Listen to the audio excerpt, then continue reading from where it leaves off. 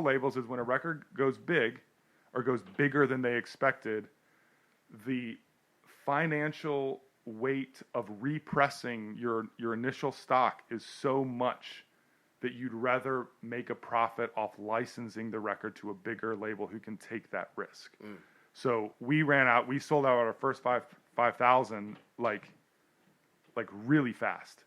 And we were already like in mega debt from pressing 5,000 records, which seems like you wouldn't be, but you are in like a lot of money. Big time debt for that. Yeah. So what we were looking at as a label was like, okay, we're going to have to press another 25, 30,000, 50,000 records. So like, if we're going to actually make a profit off of this, but what that puts you in is like 6 figures of debt, and you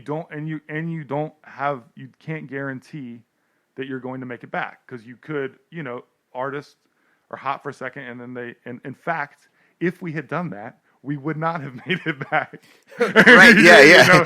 If we had chosen that route, Spacebomb would have ended in 2013. Yeah. And so we made the decision as a company to license my record to Domino, and then I licensed that record to Domino, but then sold the rest of my recording now. My records now are all on Domino. So I'm a Domino recording artist, despite having started Spacebomb. And that made a lot of sense for Spacebomb, because Domino pays a chunk of money to license it, and that kept us going. Honestly, that was the thing that got us out of debt and like put a little bit of money in our pocket to like look ahead and say like, okay, everyone still has to work for free, but like we can make another record. We can do it again. But there was a lot of, everyone at Spacebomb would tell you this, like it was not easy in the throes of like getting Big Inner off the ground, and the kind of like just trial by fire that was, to then have to deal with, oh, Matt's gonna like leave and go to Domino, like, even though that was necessary, that was in a way it's bad optics. It's like a perception problem. It's a perception problem. Yeah. And like Spacebomb is 7 years removed from that, and it's super tight with everyone there, but like that, everyone would say that was hard, and that whole season, there was a lot of things that made that season hard, but it was just complicated, man. It was fucking complicated. Yeah. If you're a musician, I think it's maybe tough to understand that you not physically being around the things, even though you go like, well, we have our computer, or I have my phone, I can call whoever. Yeah. It's not the same as like boots on the ground. Yeah. Like it feels like you're always behind, no matter what. Every time you leave town, it feels like I'm gonna come back with a pile of shit, that you never got to, or people feel like, oh man, his head's over here now. Yeah, he doesn't even care about this motherfucker doesn't even care about us anymore, or like shit like that starts again, a perception situation, because you only have so many hours in the day. Yeah, and you're also a person. Yeah, with thoughts and emotions. Yeah, right. Yeah, it was young. I mean, it was young. It's the same thing we said earlier. It's not like everyone handled all of that great either. No, it's like so. It's like it's like too much. It's like too much to take, and then you drop the ball sometimes, and then like, not to dwell on all that, but like it was hard. Releasing Big Inner was hard, and it is the thing that changed my life, and I'm very thankful for it.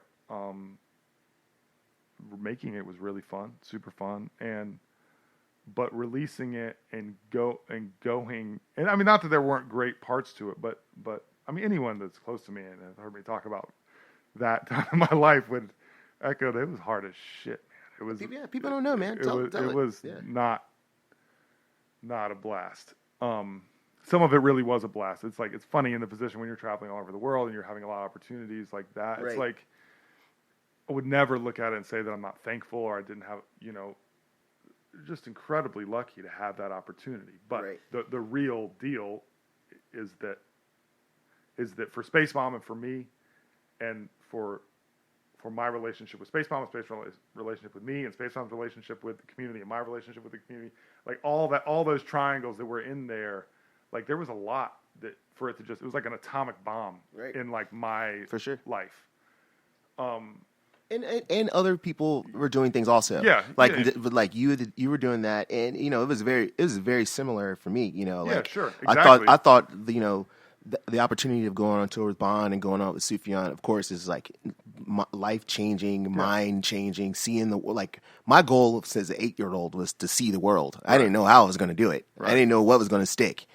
Whether it was going to be football or basketball or music or whatever. Right. But the same thing, I have a band that's rolling, and it's also a sure. group of guys, that the perception can be like, oh, you must not. I guess we're getting kicked to the curb now for this opportunity, and which isn't really true. It's just like, we had monthly shows, and I was trying to like, okay, I get the Bond schedule this amount of time. I'm going to see if I can get all our monthly shows to line up to every time I got home, which is crazy, really hard to do. 3 weeks on, 3 weeks off, 4 weeks on, 2 weeks off kind of thing. And also, again, what you're talking about is just like perception. It's just like, he's not even thinking about us anymore. And you come home to people who are not happy. They want to be happy for you, but they are not happy with you. You know what I mean? Like they are unhappy, and it's your fault, and you got to hold that. You just got to hold that L, and it's just like, wow, this is very complicated. You know what I mean? It's just like tragedy. You have tragedy in the family, and I'm like, Australia and can't get back. I still have regrets. I have tons of regrets about places I couldn't be. And shit like that, so that's very normal. So like that happened. Big Inner went. All of that to say, I don't want to dwell on. My relationships are really positive. I mean, I've come out really positive. For the most part with that. It was just a season of trial. So after Big Inner, that happened.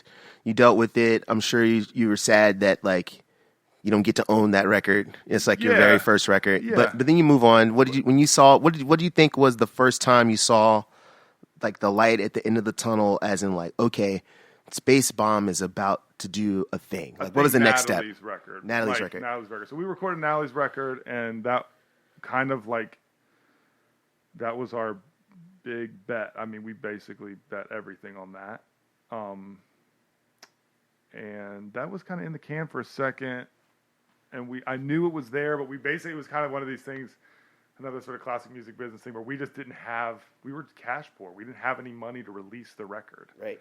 Even though things were going really well, and we were like, we need to get this out. It wasn't liquid though. Yeah, we need to get this out. We need to get this out. Like, so we had to wait on it for a second. And Natalie was sort of in a season where she wanted to wait on it. She wanted to try a couple different things, and that was all cool. And then when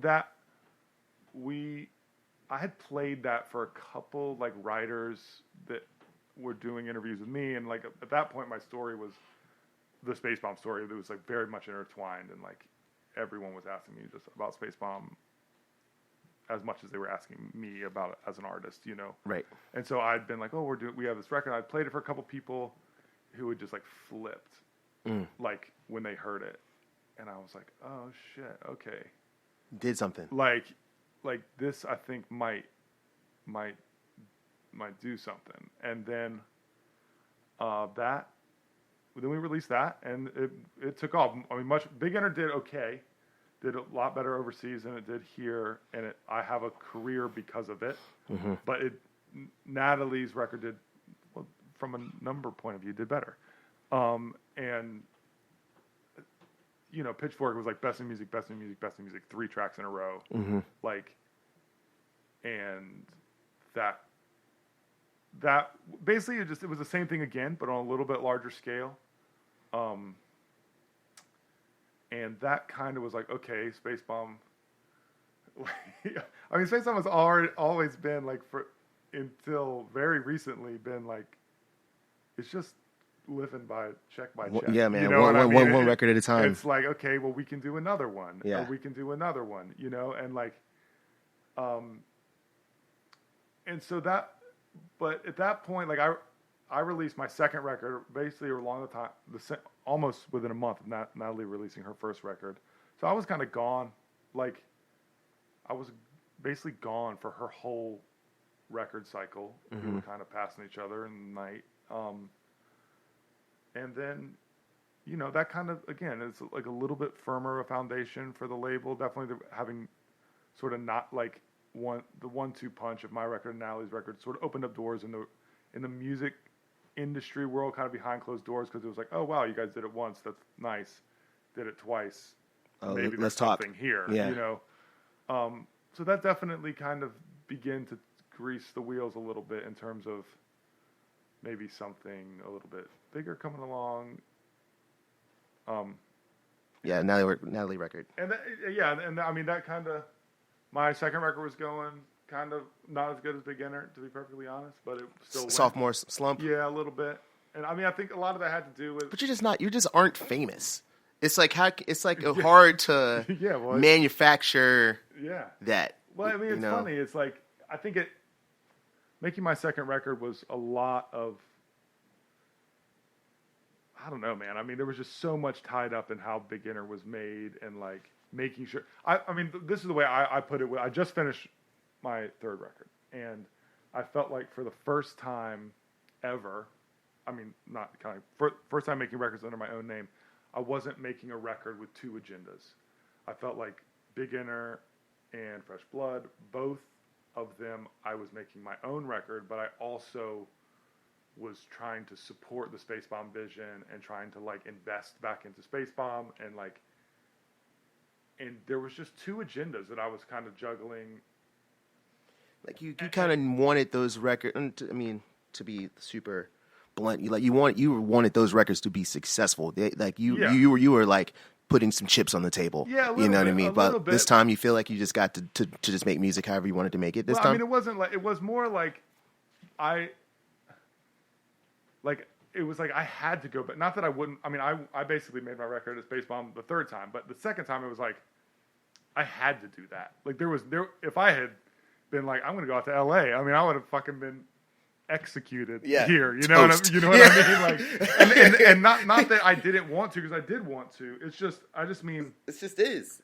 I just mean there was a lot in the air. I kind of like refer to Fresh Blood as it's like an album of secrets. There's all kind of shit that was happening both in my personal life and then like with Spacebomb. Not that there was anything weird with Spacebomb. It was just that like we had just moved studios, so I ended up using a studio that was like brand new, and kind of in the spirit of like let's build this, and like I'm using my record advance to kind of help build the label, the just kind of pay back into the label, which was the whole thing. I mean, that was the whole thing, and I was happy to do that. Right. I just, when I look back on it in retrospect, I can see that I thought I basically started writing that record like right after I got home from Beginner, and I know at the time that I would have looked everyone in the face and said like, that was a great year. I feel really centered, and I'm going to go and make this a better thing than I made before, and like I know how to do it better.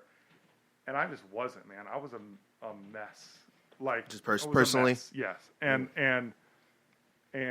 just wasn't like on my own 2 feet. Like, and I just kind of made that record in that dome, and I think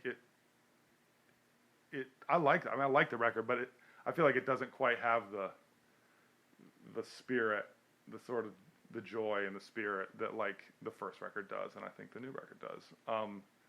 And I think it's honest though, you know. Yeah, well, you weren't happy. Yeah. So like, shit ain't happy. I mean, yeah, it is honest. I just mean when I look back, it didn't quite hit the same way. Yeah. And I think it makes sense to me. Like at the time, I was like pissed, but like with a little bit of space, it's like I get why. And I was kind of, it wasn't.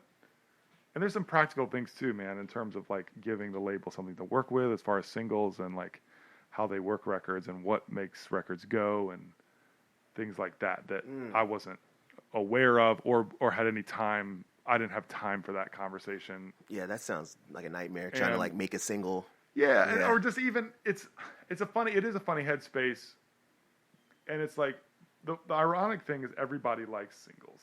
Like, yeah, well, that's all we do now. Yeah, I mean, in the sense that we like music that a record label would refer to as a single. Mm-hmm. Like I love do. Yeah, people. Yeah. I mean, I do. Yeah. Like you do. Like we all like. We're like, whatever it is, like Motown or James Brown or Michael Jackson or whatever. It's like that. That Prince. shit's great.